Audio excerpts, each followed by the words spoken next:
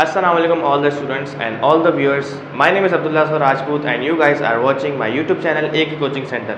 तो आज की वीडियो आप लोगों के लिए बहुत इंपॉर्टेंट है। जो क्लास 9 और 10 का जो है बोर्ड एग्जाम्स पहली बार दे रहे हैं, 9 वाले तो जाहिर सी बात है कि पहली बार दे रहे हैं और मैट्रिक वाले जो है वो दूसरी बार दे रहे हैं, लेकिन अक्सर जो है वो भी गलती कर जाते हैं। और वो गलती करते हैं पेपर के जो फ्रंट पेज है उसको फिल करने में बहुत सारे स्टूडेंट जो हैं बहुत ज़्यादा गलतियाँ करते हैं, क्योंकि उनको सही तरीके से गाइड नहीं किया जाता कि पेपर किस तरीके से आपने जो है वो फर्स्ट पेज किस तरीके से आपने पेपर का फिल करना है। तो आज की वीडियो में आपको मैं सिखाऊंगा कि आपके सामने साइड पे मैंने पेज चलाया हुआ है कि किस तरीके से आपका फ्रंट पेज दिखता है। बहुत सारे स्टूडेंट्स को ये जो है वो होता है कि भाई पहला पेज कैसा दिखता होगा, किस तरीके की बोर्ड एग्जाम में कॉपी आती होगी। तो आप देख सकते हैं कि फ्रंट पेज इस तरीके का होता है और इसमें जितनी भी चीज़ें फिल करनी होती है ना वो मैंने आपके सामने यहाँ पे लिखी हुई है। उसको फिल करते कैसे हैं वो उस तरीके से होता है, सही है। तो आपके पास दो कॉलम होते हैं, जितने जैसे ऑप्शन सारे यहाँ पे लिखे हुए ना, medium of answer, name of examination, group, subject, वो उस तरफ भी होते हैं और इस तरफ भी होते हैं। तो आपने जैसा आपने वहाँ फिल किया है तो आपने वैसा ही यहाँ पर भी फिल करना होता है। तो जितने भी ऑप्शन हैं वो जो भी आपके पेपर में मौजूद होंगे वो यहाँ पर मैंने पहले लिख दिए हैं। तो सबसे पहले आपके पास कोने में रोल नंबर का ऑप्शन होता है, सही है। तो रोल नंबर आपने क्या करना है, आपके पास इस तरीके से ब्लॉक लेटर्स बने होंगे, तो ब्लॉक लेटर के अंदर ही आपने लिखना है। कोशिश करनी है कि उसके अंदर ही लिखो, ज़्यादा आप जो है वो मैच क्रिएट ना करो पेपर में। तो लेट सपोज मैं कोई भी रैंडम रोल नंबर लिखता हूँ, जैसे मैंने लिख दिया 1 2 3 4 5 6। तो ये 6 डिजिट्स का आपके पास रोल नंबर होता है। तो मैंने कोई भी रैंडम लिख दिया 1 2 3 4 5 6 मेरा रोल नंबर है, तो मैंने यहाँ पर लिख दिया, सही है। उसके बाद आपके पास एक ऑप्शन आता है मीडियम ऑफ आंसर्स का, सही है। तो मीडियम ऑफ आंसर ऑब्वियस सी बात है ज़्यादातर स्टूडेंट जो है वो इंग्लिश के होते हैं, लेकिन कुछ स्टूडेंट जो है वो गवर्नमेंट स्कूल के वो है उर्दू में पेपर अटैम्प्ट करते हैं। तो आपने अगर यहाँ पे लिखा है मीडियम ऑफ आंसर इंग्लिश, तो आपने पूरा पेपर इंग्लिश में ही अटैम्प्ट करना होगा। और ऑब्वियस सी बात है उर्दू में लिखोगे तो पेपर आपने उर्दू में ही देना पड़ेगा। तो मैं यहाँ पे लिख देता हूँ मीडियम ऑफ आंसर में मेरे पास आ जाएगा इंग्लिश, सही है। अच्छा, जैसे इंग्लिश में लिखा हुआ ना मीडियम ऑफ आंसर, इस तरीके से नीचे छोटा हुआ उर्दू में भी लिखा हुआ आता है। जैसे आपके पास नेम ऑफ एग्जामिनेशन है तो इम्तिहानी मरकज का नाम यहाँ पे उर्दू में लिखा आएगा। इस तरीके से ग्रुप है तो यहाँ पे उर्दू में ग्रुप लिखा हुआ आएगा, सही है। तो आपने कंफ्यूज नहीं होना, आपने सिर्फ आपको इंग्लिश पढ़ना आती है तो आप आराम से इसको अटैम्प्ट कर सकते हो। उसके बाद नेम ऑफ एग्जामिनेशन में ज़्यादातर बच्चे गलती करते हैं। देखो, नेम ऑफ एग्जामिनेशन का मतलब है आप कौन सा इम्तिहान दे रहे हो। अगर आप क्लास 9 में हो तो इसका मतलब आप SSC पार्ट 1 का एग्जाम दे रहे हो, और अगर आप मैट्रिक में हो तो आप SSC पार्ट 2 का एग्जाम दे रहे हो। और पार्ट 1 और 2 आप कोशिश किया करो कि रोमन में लिखा करो। तो अगर मैं क्लास 9 का एग्जाम दे रहा हूं तो मैं यहाँ पे लिखूंगा SSC पार्ट 1, और अगर मैं मैट्रिक का एग्जाम दे रहा हूं तो मैं लिखूंगा SSC पार्ट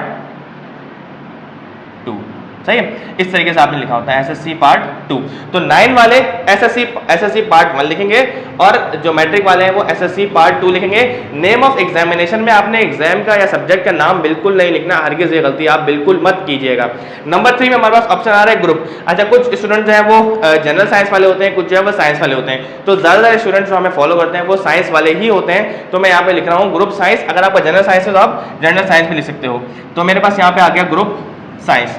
उसके बाद सब्जेक्ट जो भी आप पेपर दे रहे हो, आप फिजिक्स का पेपर दे रहे हो, आप केमिस्ट्री, बायो, इंग्लिश जो भी पेपर दे रहे हो, आप यहाँ पे XYZ कुछ भी लिख सकते हो।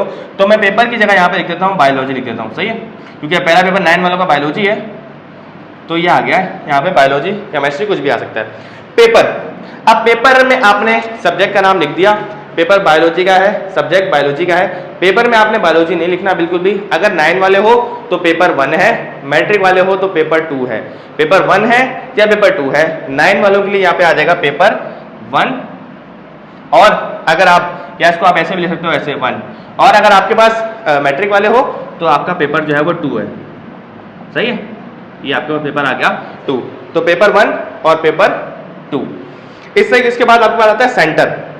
सेंटर का मकसद ये होता है कि जहां आपका बोर्ड पड़ा है, अगर आपका बोर्ड मलीन में पड़ा है, आपका बोर्ड सदर में पड़ा है, आपका बोर्ड शाहरा फैसल में कहीं भी पड़ा है, तो आपको उस सेंटर का नाम पता होगा। आपका जो एडमिट कार्ड है उस एडमिट कार्ड में आपका मेंशन होता है। तो आपने देखकर उससे सिर्फ पूरा उसको कॉपी पेस्ट वहाँ पे करना है। लेट सपोज मेरा पेपर में कोई रैंडम नाम लिखता हूँ ABC सेकेंडरी स्कूल, तो आपने कभी भी अपने स्कूल का नाम नहीं लिखना। आपका कोई भी स्कूल है उससे बोर्ड वालों को कोई गर्ज नहीं है। बोर्ड वालों को गर्ज उस जगह से है जहाँ बैठ कर आप पेपर दे रहे हो।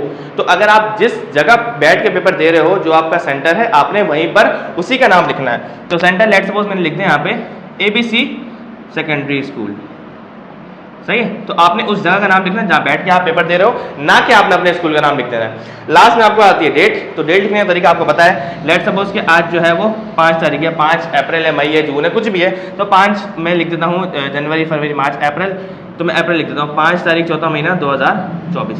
तो इस तरीके से जितने यहाँ पर आपके पास कॉलम्स बने हुए, जितने यहाँ पे आपके पास ऑप्शंस हैं, उतने ही ऑप्शन आपके पास वहाँ पर भी होंगे। जो चीज़ आपने यहाँ पर सेम लिखी है उस जगह भी आपने पूरी एज इट इज लिखनी है। तो आई होप आपको पेपर का जो है पहला पेज है वो फिल करना आ गया होगा। इसमें अगर कोई भी क्यूरी है, कोई भी क्वेश्चन है, तो आप लाजमी हमें कमेंट सेक्शन में पूछ सकते हैं। Thank you so much for watching. अल्लाह हाफ़िज़।